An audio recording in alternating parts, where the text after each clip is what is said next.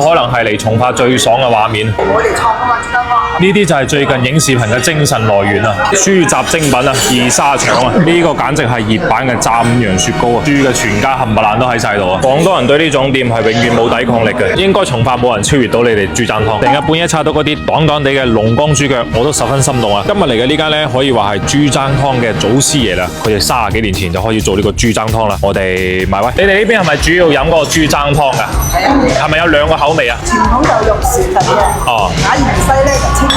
咁啊要原味㗎啦！呢個二生腸係咪即係生腸啊？係咩腸？即係薄嘅大腸就係、爽啲咯，爽啲。炒嘅嗰啲。咁啊試下啦，試下呢個二沙腸，全豬係邊幾樣啊？有即係豬嘅冚家都喺晒呢度㗎啦，相當於差唔多嘢。咁啊整呢個。食到。哦。係啦，開咗31年。開咗31年啦。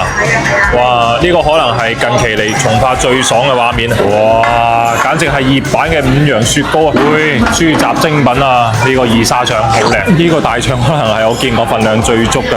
你睇下呢度，配料都冇幾多。哇！呢個就係嚟從化最爽嘅畫面啊！哎唷，好清啊！佢哋呢度開咗31年嘅得力之作啊！我點咗個原味嘅豬踭湯，佢哋係有原味同埋清熱味。清熱味咧，即係放咗嗰個假芫茜。試下啖湯先。真係好甜喎啖湯，而且好有肉味啊！感覺就係一個 Plus 版放大版嘅瘦肉水咁嘅味道，好甜好潤，而且嗰個黨參味好突出。估你都唔信，呢種盅仔嘅湯一盅先40幾蚊，不過呢，一般嚟遲咗就冇得飲嘅，可能自己煲都要呢個價。哇！你睇呢嚿豬踭靚到痹啊，朋友！呢個就係龍江豬腳裏面嗰啲豬腳啊，咣咣咣嘅。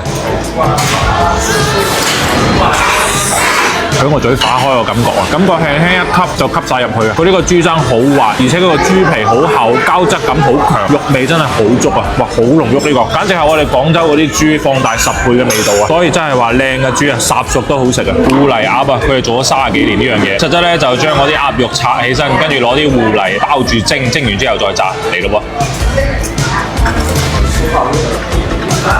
我終於知佢呢個點解叫芋泥鴨，唔係叫香酥芋泥鴨啊！因為佢呢個呢有脆但係唔酥，佢呢種冇放麵包糠啊，就係傳統嗰種炸法。芋頭呢都好粉好香啊，簡直就係熱版嘅五羊雪糕。同埋佢呢個呢裏面係食到有臘味同埋有落豬油啊，所以佢帶出嗰個甘香味。呢度真係必點啊！呢個豉汁炒呢個二沙腸啊，不過呢個放咗耐少少，瀉咗少少水。但係呢個43蚊，你睇下裏面冇乜配料，基本上都係腸。你就話個物價感唔感人啊？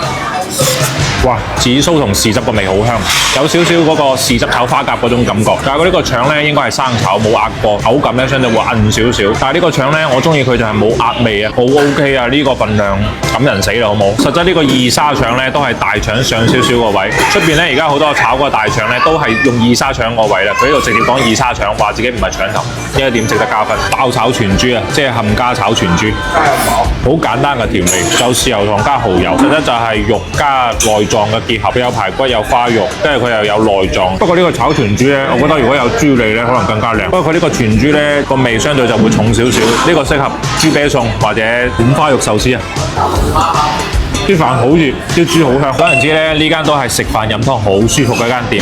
但係佢呢個豬踭湯呢，每日都係比較少份量嘅，所以大家嚟嘅話呢，記得提前 book 下。呢間真係 OK。成個從化係咪你哋第一個做芋頭鴨㗎？應該從化冇人超越到你哋豬踭湯。我哋創啊嘛，珠江湯。哦，豬踭湯係你哋創㗎，成個從化。哦，怪唔得好得個湯。